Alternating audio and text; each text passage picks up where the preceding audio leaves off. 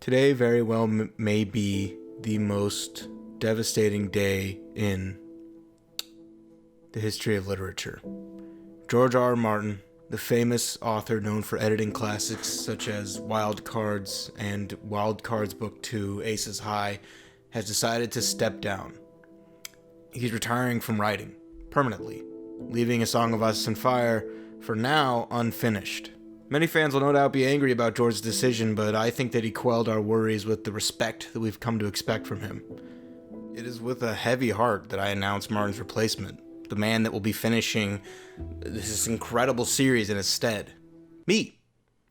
Yeah, George called me up a few days ago and he was like, "Where am I? What the fuck's going on?" And I was like, "You're in retirement, Georgie. You finally get to rest." "What? I just wanted to take a couple years off writing Winds of Winter and work on some shows. I'll finish it, I promise." "It's too late." And then I signed a contract, and here I am, excited, and I'm eager to write. In fact, I finished Winds of Winter last night. Took about 18 hours of nonstop writing, but it was easy. I mean, I know it looks small, a little thin maybe, but as it turns out, George Martin had actually not worked on it at all in the 11 years since the last book. So this is what I was able to manage with no notes. And I think it turned out pretty great,